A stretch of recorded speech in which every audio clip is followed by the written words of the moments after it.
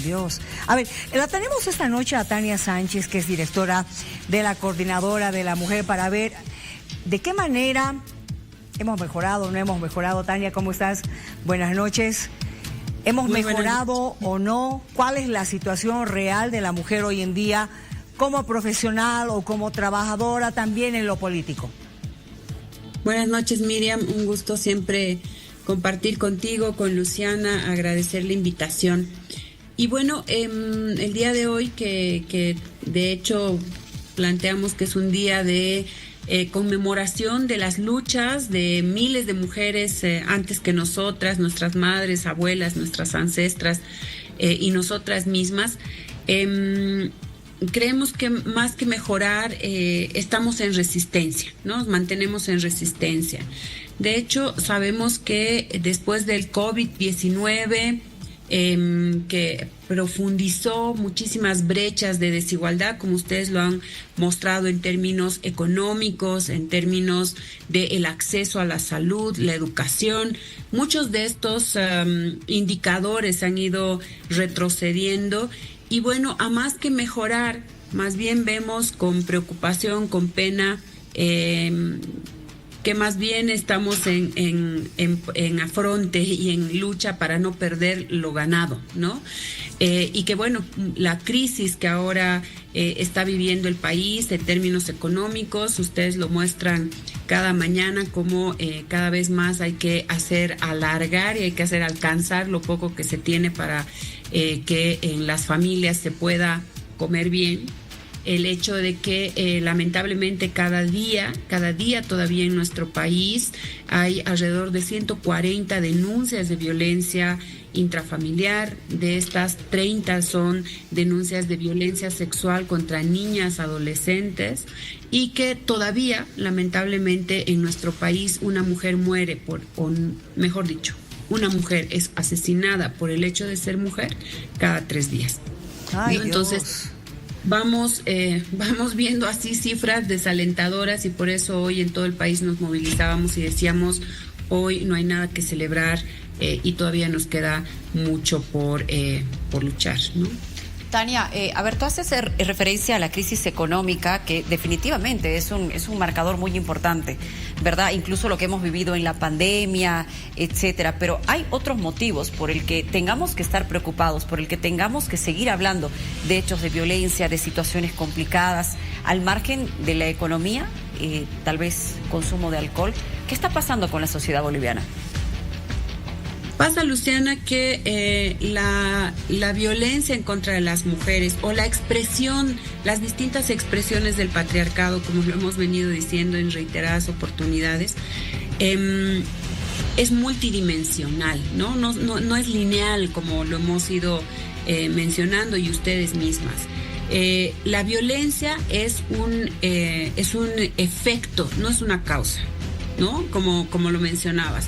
Puede ser, hay las bebidas alcohólicas, el hecho de que las situaciones de violencia se dan no necesariamente en entornos donde haya violencia reiterada o donde haya excesivo consumo del alcohol. Tú mostrabas en las cifras y de hecho la encuesta de prevalencia de la violencia en contra de las mujeres nos muestra que alrededor de 9 de cada 10 mujeres del país, imagínate, 9 de cada 10 mujeres del país, en algún momento de su vida han dicho que han sido víctimas de algún tipo de violencia. De esas, 7 mujeres han sido víctimas de violencia psicológica, física o sexual en concreto, al margen de que también hayan sufrido violencia económica. Y a esto nos referimos, y de hecho los datos del INE, que seguramente van a salir con el último censo, cada vez más tenemos mujeres jefas de hogar. Entonces, hay una serie de causas en términos, lo económico determina muchísimo, la independencia económica determina muchísimo aquello, pero además la responsabilidad y las oportunidades que el Estado, que el gobierno en todos sus niveles deben precautelar y deben promover para el ejercicio de los derechos humanos. Y ahí quienes más vulneradas están somos las mujeres en todos los espacios, pero en todos los espacios. Incluso la actual crisis ambiental, la perversa situación que estamos viviendo ahora en torno a los incendios, a todo lo que está pasando la gente en el oriente, lo que está pasando la gente acá en La Paz, quienes más sufren esos efectos de la deforestación, de los incendios, de las quemas, son las propias mujeres, porque son las que además tienen que asegurar la seguridad de su familia. Correcto, Tania. Es cierto, las cifras son muy alarmantes. ¿Cómo estás? Denise Quiroga también te saluda. Muy buenas noches. ¿Cómo tú crees que están evolucionando? ¿Hay evolución en realidad en las políticas, en las leyes, para garantizar los derechos humanos de las mujeres? Sí, mira, Denise, ¿cómo estás? Yo creo que, y lo hemos dicho, en términos normativos, el país es uno de los ejemplos en la región. Creo que la norma, lo fundamental en términos de política pública está dado. Hemos avanzado mucho, somos líderes en varias cosas. El problema está, y lo hemos venido insistentemente señalando, en la aplicación, en cómo los operadores públicos desarrollan las acciones o implementan acciones, en cuántos recursos se están asignando efectivamente para la aplicación de políticas públicas concretas. Y lo propio, el tema de la articulación entre los distintos niveles de gobierno. Un punto es ese. Y lo otro es cómo fortalecemos sinergias con sociedad civil.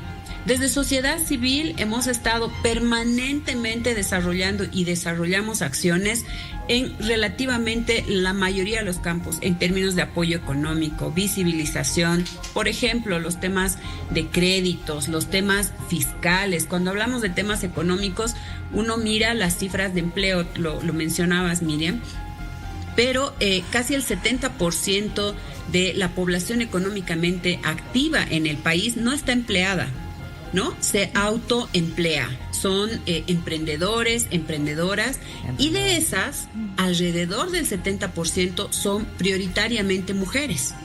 Esos datos nos los da el INE, nos los dan las distintas instancias gubernamentales. Y nos preguntamos cuáles son los programas que apoyan a esos emprendimientos que generan movimiento económico en el país.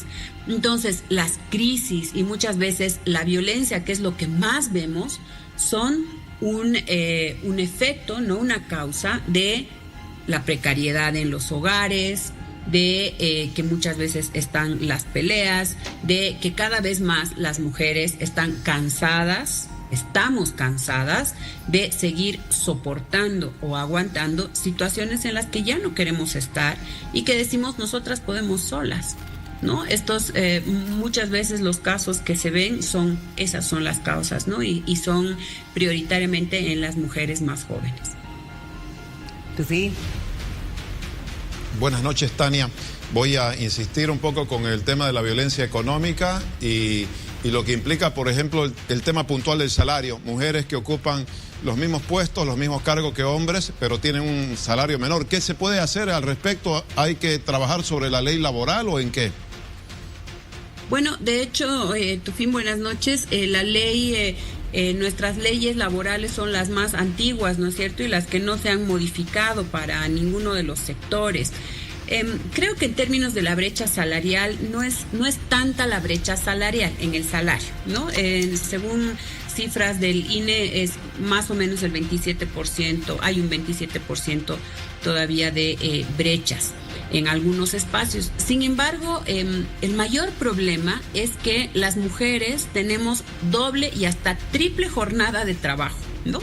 Se hace o se desarrolla un trabajo fuera de casa, pero además las mujeres debemos desarrollar trabajos al interior de la casa. Ese trabajo que sostiene, que reproduce la vida, que no es solamente cocinar, limpiar, planchar, etcétera, porque podemos decir que hay otras mujeres además a las cuales nos apoyan con aquello, ¿no? Pero es también todo el soporte emocional que se da desde el trabajo del hogar, o el hecho de que cada vez más ahora, seguramente ustedes lo hacen también, desde el celular estamos viendo, se recogió al niño, comió, se lavó, se pagó esto, etcétera, ¿no? Entonces, esa brecha en términos que no hace al salario, sino del trabajo como tal, es lo que limita muchísimo más y pone barreras a la participación de las mujeres en el sector económico e inclusive que las mujeres puedan ocupar cargos